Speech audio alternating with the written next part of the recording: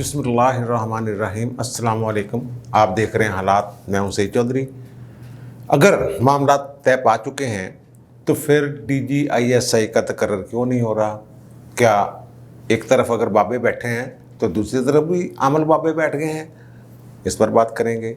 और फिर फैसलाबाद का जो जलसा है PDM का, वहाँ मियाँ शहबाज शरीफ की बजाय जो मुस्लिम लीग नून के सदर हैं मरीम नवाज़ वहाँ जाएंगी, नुमाइंदगी करेंगे नून लीग की और ख़िताब करेंगी। ये इस दौरे को एक व्लॉग में मैंने अर्ज़ किया था कि ये मैं इसको किसी और नज़र से देखता हूँ। अगर दोनों जाते हैं और ख़िताब करते हैं तो इससे बहुत सारे इशारे मिलेंगे। अब मियाँ शहबाज शरीफ साहब नहीं जा रहे, मरीम नवाज़ जा रही हैं, इसका मतलब क्या है?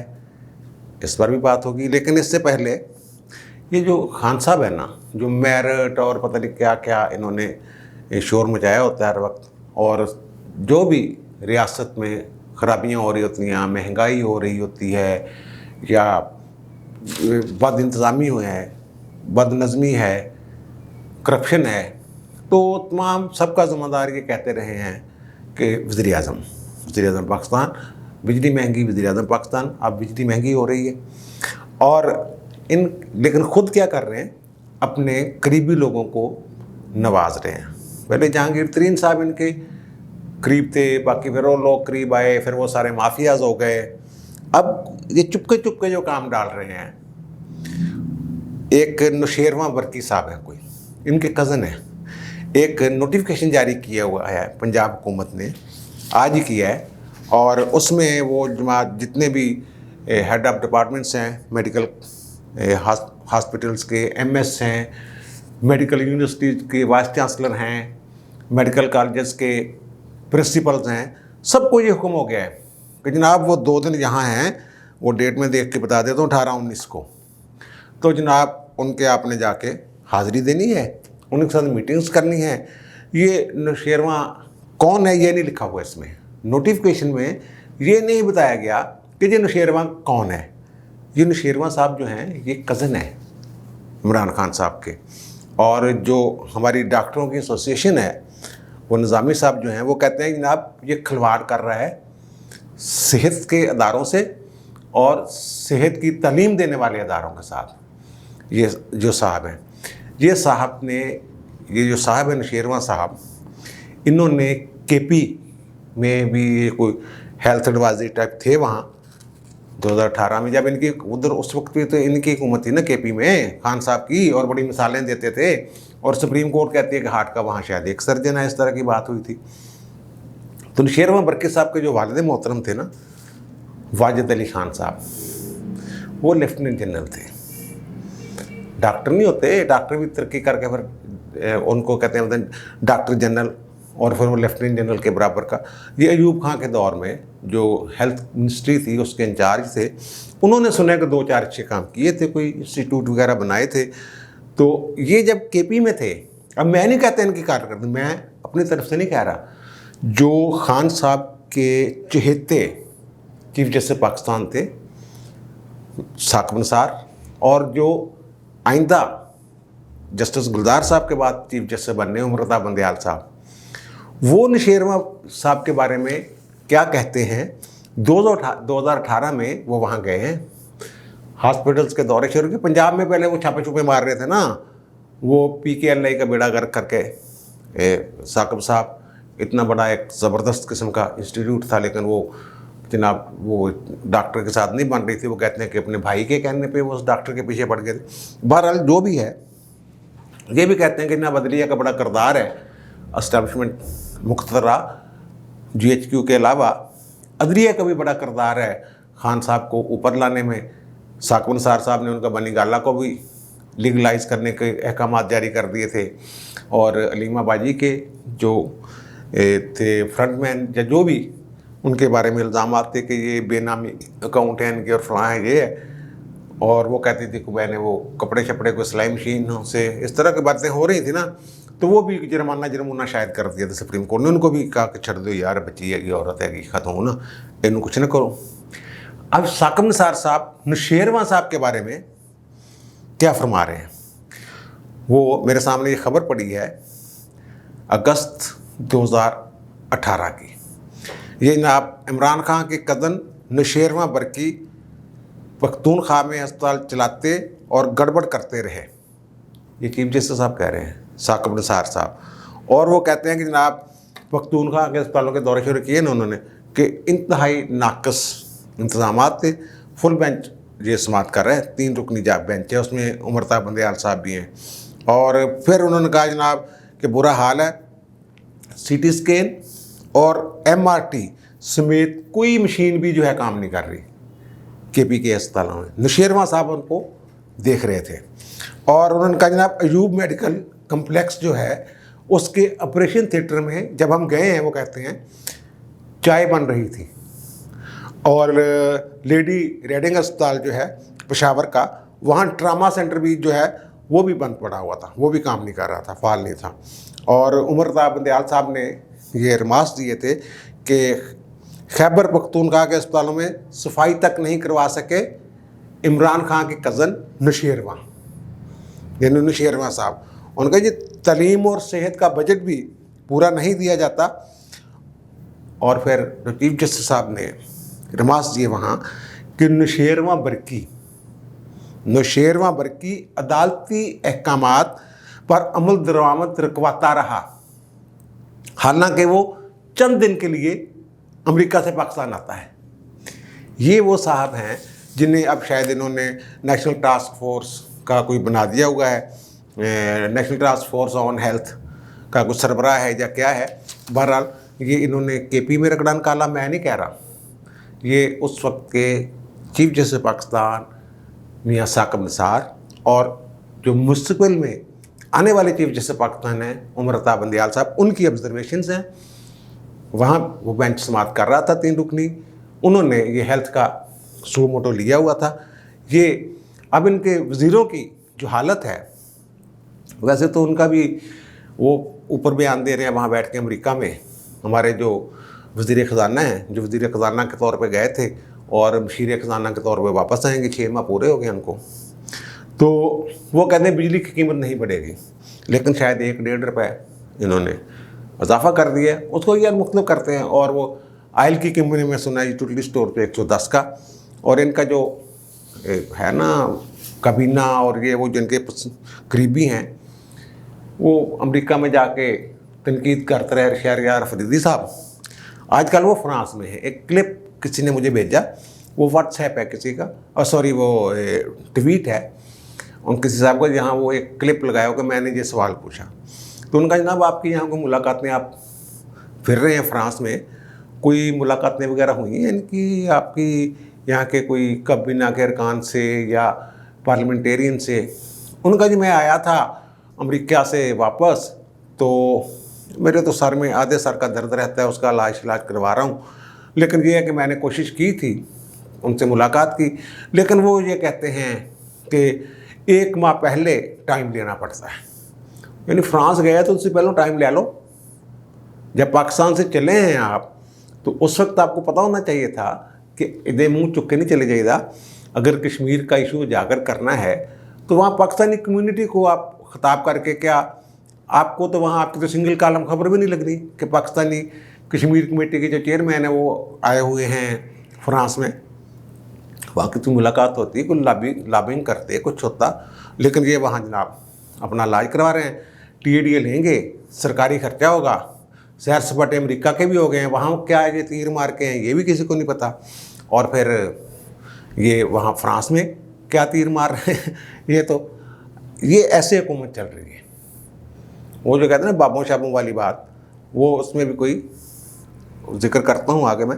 लेकिन पहले मैं जिक्र करता हूँ कल जो जलसा है, पाकिस्तान मुस्लिम लीग नून मेज़बानी कर रहा है, PDM का जलसा है फैसलाबाद में, और चौधरी शेर अली और राना सनाउल्लाह दोनों ग्रुप सुना है कि बड़ी बंदे इकट्ठे कर रहे हैं, कहते बड़ा बड़ा जलसा होगा तो घाट। मैंने अपने एक वीलॉग में ये जिक्र किया था कि मरियम भी जाएंगी फैसलाबाद जलसे में। पहले मियां शहबाज शरीफ का था कि वो जाएंगे, फिर कहा कि मरियम भी जाएंगी। तो मैंने ये कहा था उस वीलॉग में कि इनकी जो तकरीरें हैं उनसे रुख का तयन होगा कि पाकिस्तान की सियासत और नून लीग की सियासत किस तरफ जा रही है। तो और मैंने उसमें ये भी कहा था कि मरियम जा रही है तो हो सकता है शहबाज शरीफ साहब जो है वो बीमार हो जाएं, वो ना जाए, आपको याद होगा। तो वो जनाब अब सुना है कि सिर्फ मरियम जा रही है। तो एक साहब ने एतराज़ किया कि जनाब आप शायद पता नहीं PRO बने हुए हैं नून लीग के, तो आप नून लीग का जिक्र ज़रूर करते हैं इसमें। कि भाई बात ये है, मैं सच्ची बात कर रहा हूँ, ना मैं नून लीग के साथ हूँ, ना पीपल्स पार्टी के साथ हूँ, ना मैं फ़ौज के साथ हूँ, मैं आइन के साथ हूँ। आइन जो कहता है, और मैं ईमानदारी के साथ जो सच्ची बात मुझे लगती है वो तजदीद की शक्ल में पेश कर देता हूँ आपके सामने। अब मसला ये है, नून लीग का जिक्र करना इसलिए ज़रूरी बन जाता है, जैसा मैंने कहा कि मरियम और उनकी तकरीरों से रुख का तयन होगा। वो हुज़ूर वाला, वो जो मुर्गे बादनमा होता है ना, जो बताता है कि हवा का रुख किस तरफ है, इससे दो बारी ले लेते हैं लोग कि ऐसा मुर्गा जो हवा के रुख चल पड़ता है, या फिर वो एक आला जो हवा के रुख का बताता है, उससे मालूम किया जाता है। तो ये सियासी जो मौसम है या हवाएं हैं, उनका मुर्गे बादनमा है नून लीग। ये मैं अहमी बात नहीं कर रहा हूँ। आज वहाँ नवाज शरीफ साहब लंदन में को फिर रहे थे, सहाफ़ियों ने घेर लिया उन्हें, और उनका जनाब DGISI के अहदे पे बड़ा बहरान पैदा हो गया पाकिस्तान में। तो आप 3 बार तो आप वज़ीर-ए-आज़म रहे हैं, तो आप बताएं क्या होगा। तो उन्होंने बड़े एक आम नॉर्मल अंदाज में कहा, बताते हैं क्या होगा, बस बताते हैं क्या होगा। ये जो हमारे ये पंजाब का कल्चर है, जिस माहौल में वो पले बढ़े हैं, तो उसका मतलब ये होता है कि जब वो किसी के साथ कोई मसला हो ना, और बड़ी कशीदगी हो, बड़ा खिंचाव हो, लड़ाई झगड़े चल रहे हों, तो फिर वो कहते हैं बताते हैं।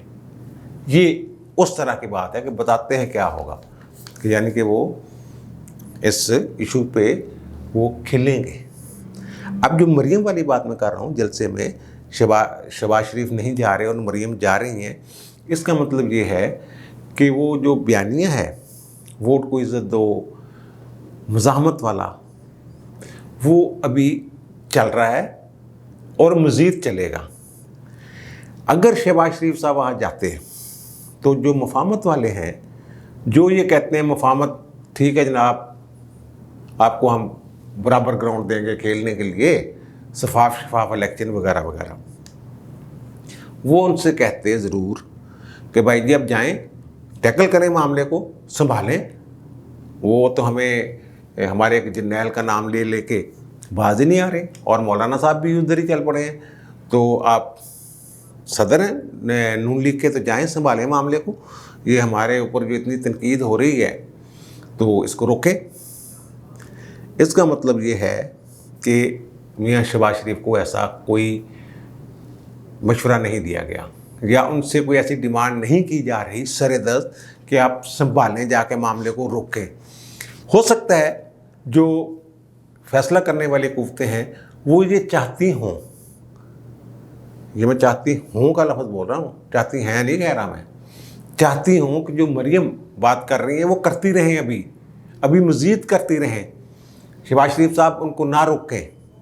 एक तो ये इससे मतलब निकलता है सीधा सीधा, और दूसरा मतलब इससे ये निकलता है कि शहबाज शरीफ साहब अभी तक उस मंजिल पर नहीं पहुँचे जिसे कहते हैं मुफाहमत, मामले तय, वहाँ तक नहीं पहुँचे। दो चीज़ें हैं, एक ये अगर मुफाहमत का कोई डोल डाला जा चुका है तो वो ये चाहते हैं जिनके साथ मुफाहमत हो रही है कि मरियम हले कम चुक के रखे, मज़ाहमत वाला कम हले चुक के रखो।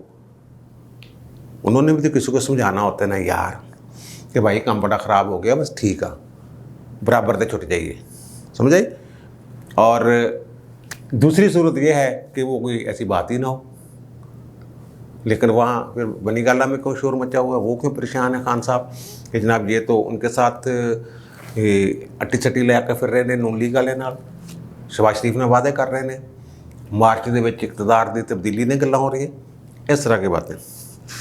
अब आते हैं हम उस तरफ जिसका 6 अक्टूबर से रौला पड़ा हुआ है। कभी मेरे जैसे बंदे वो रूल्स ऑफ बिजनेस निकाल के ले आते हैं कि जनाब ये देखें अपॉइंटमेंट किसका इख्तियार है, और फिर कुछ लोग हैं जो कहते हैं आइन के तहत फ़लाँ का इख्तियार और कानून के तहत फ़लाँ का इख्तियार है। वज़ीर आज़म साहब को पता नहीं क्या पट्टियाँ पढ़ाई जा रही हैं, और वज़रा जो हैं वो ये कह रहे हैं कि जनाब सारा मामला हल हो गया है। वज़ीर आज़म साहब ने उन्होंने कहा कि सब ठीक है, मेरे मिसाली तल्लुकात हैं बाजवा साहब के साथ, ऐसा कोई तल्लक किसी का हुआ ही नहीं, ज़ाती तल्लुकात भी हैं, वज़ीर आज़म और आर्मी चीफ़ के हवाले से भी हम एक पेज पे हैं, टेंशन नहीं लेनी, सब ठीक है। अगर सब ठीक है तो फिर ये शोर क्यों मचाया गया? चलो शोर मचाया गया किसी के कहने पे, तो फिर ये अब तक अगर हल हो चुका है तो नोटिफिकेशन क्यों नहीं हो रहा? हमारे वज़ीर दाखिला साहब आज कह रहे थे एक प्रोग्राम में कि अगले जुमे तक हल हो जाएगा मामला, और हो सकता है कल हो जाए, परसों पीर को हो जाए, लेकिन वो एक हफ्ता में कह रहा हूँ कि ताकि कल को आप ये ना कहें कि आपने तो कहा था परसों हो जाएगा। जुमे वाला दिन अगले जुमे तक, यानी कि वो कहते हैं मामला हल हो जाएगा, लेकिन इसका कोई जवाब नहीं दे रहा, इसकी कोई मंतक किसी को समझ नहीं आ रही कि अगर मामला तय हो गए हैं तो फिर नोटिफिकेशन क्यों नहीं हो रहा, नए DGISI का तकर्रर क्यों नहीं हो पा रहा। ये बात ना खान साहब ने काबीना को बताई कि क्यों नहीं हो रहा और क्या तय पाया है, ना ही पार्लियामानी इजलास में।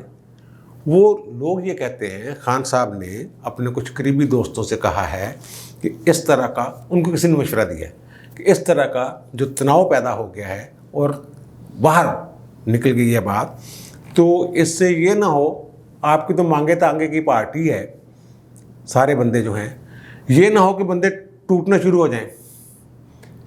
ग्रुप तो पहले ही बने हुए हैं, ये ना हो कि अलग अलग बैठना शुरू कर दें, आपके खिलाफ खुला बातें होना शुरू हो जाएं।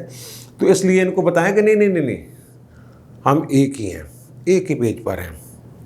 और फिर वो जो बात है ना, डिले क्यों हो रहा है, तो ये भी तो हो सकता है ना कि इल्म अदाद, इल्म जफ़र भी होते हैं, और इल्म अदाद होता है जमा तफरीक़ें करनी होती हैं, फिर वो सितारों का हाल, इस तरह की बातें हैं। ये यार सारे हमारे जो रहे ना माजी में भी तो हम परस्त रहे हैं। जरदारी साहब का अपने था, नवाज शरीफ साहब भी सुना है कहीं जाते थे, बेनज़ीर साहब भी किसी से वो रूहानी फैज़ जो है उसके लिए, और ख़ान साहब तो खुल्लम खुल्ला कहते रहे हैं मादे में भी, अब भी उनकी तो खुली किताब की तरह है ज़िंदगी, जो रूहानियत पर और रूहानियत दोनों काम जो चल रहे हैं।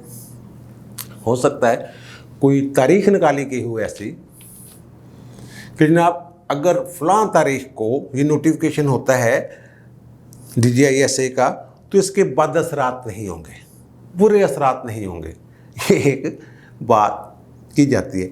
अब ये चिड़ेलों और जिन्नों की बातें वो चल पड़ी है सोशल मीडिया पे कि जिन जनाब कर लेंदा फलाना ते फलाना बाबा ते फलाना चिड़ेलों वाला बाबा, और वो वाले जो हैं GHQ वाले, वो कहते हैं कि अगर थे किसी ने मुझे हंसते हुए ये बात की है, लेकिन वो कहते हैं हमारे भी बाबे हैं यार, हमारे भी पीर साहब हैं।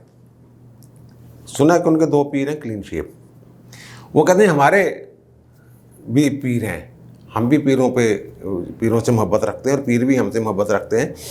तो डंडा पीर एक डंडा पीर भी तो होता है ना। बहरहाल वो कहते हैं हमारे पीर कहते हैं जनाब ये जल्दी होना चाहिए मामला हल, उनके पीर कह रहे हैं कि जनाब लेट होना चाहिए। वो पीर रूहानियत वो मेरे दादाजी जो थे ना मरहूम, वो भी जन्नत निकाल लेते थे, उनके बारे में मशहूर था।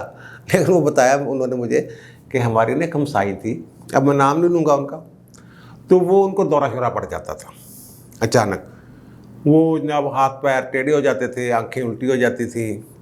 तो वो जनाब कुछ पीर शीर बुलाए, उन्होंने कोई मामला हल नहीं हुआ। तो एक दिन उनको दौरा पड़ा हुआ था, दादाजी जा रहे थे, तो उन्होंने उसके शौहर से पूछा, अब मैं उनका नाम नहीं लूँगा, कि क्या हुआ। तो उन्होंने कहा कि जनाब वो ऐसे दौरा पड़ जाता है तो महीने में। तो दादाजी को यार तुम्हें पता नहीं मैं ये हल कर लेता हूँ मसला, मिलाओ मुझे। वो दादाजी गए तो उन्होंने कहा बेटा बात सुन, लिया था उससे कि मुझे पता है, मेरे पास इल्म है, तो तुम्हें कोई टेंशन कोई नहीं है, कोई मसला है तो बता। उनका जनाब 1.5 साल हो गया है, मुझे मेरे वालिदैन से मिलाने नहीं लेके जाता ये, हालांकि 3 किलोमीटर के फासले पर उनका गांव था। हमारे गांव का और उनके गांव के दरमियान एक नहर थी, बस 3 किलोमीटर का फासला था। तो उन्होंने कहा ये बुलाने, वो अगर आ जाए मेरे भाई या अम्मी अब्बा, तो ये उनके साथ बदतमीज़ी करता है, अच्छा सलूक नहीं करता। तो 1.5 साल हो गया मैंने अपने बाप की शक्ल नहीं देखी। तो उन्होंने, मेरे दादा ने कहा वहाँ कोई कब्र शबर है, वहाँ कोई ऐसी जिस पे दिया शिया को, उन्होंने एक बच्चा मर गया था, तो उसके माँ वालदैन जो है ना मोहब्बत में उन्होंने छोटा सा उसका मज़ार बना के वहाँ दिया चढ़ाते हैं। उन्होंने कहा ठीक। उन्होंने बुलाया उसके शोर को, इधर आ भी। और तुम्हें पता है कि वो जो ये वहाँ जब होती थी अपने गाँव में शादी से पहले, ये वहाँ एक मज़ार पे दिया चढ़ाती थी, जलाती थी, एक कब्र पे, सॉरी मज़ार नहीं, कब्र पे। तो अब वो बाबा जी इसको तंग कर रहे हैं, ये दिया नहीं चढ़ाने जाती वहाँ पे। तो अब हर जुमरात तूने लेके जाना है इसको, जाते हुए ये मगरिब के टाइम वहाँ दिया जलाए, और फिर तूने इसके वालिदैन के घर रात रह के दूसरे दिन वापस आना है। वो हर जुमरात खातून जो हैं वो जाती थी, और शौहर भी खुश कि मेरी बीवी ठीक हो गई है, और बीवी भी खुश कि मसला हल हो गया। लेकिन आगे क्या हुआ, आगे एक और काम हो गया। वो ये वहाँ इलाके में मशहूर हो गया कि ये जो कब्र है वाले बाबा जी हैं बड़े रूहानी हैं, और इनका बड़ा रूहानी राब्ता है फ़लाँ खातून से। वो हर जुमरात यहाँ आती हैं, और जनाब ये बाबा उसके घर चला गया था, तंग करता था उसको, ये आती है तो मामला। अब उस खातून के पास लोग शुरू हो गए कि ये कर रहे हैं। 10-15 साल वो अम्मा जी बन गई, खुद पीर बन गई, वो खुद लोगों को दवाएं देती थी, और वो लिख लुख के जो भी है उनका अमल शमल शुरू कर दिया उसने। जनाब वो उसी जिस कब्र पे वो दिया चढ़ाने जाती थी, और फिर दादाजी कहते हैं कि यार ये तो मेरे खाते में मैं नेकी की थी, ये तो मेरे खाते में पता नहीं अब ग्राह शुरू हो गया, ये क्या मसला हो गया। इसी तरह की ये एक गेम चल रही है।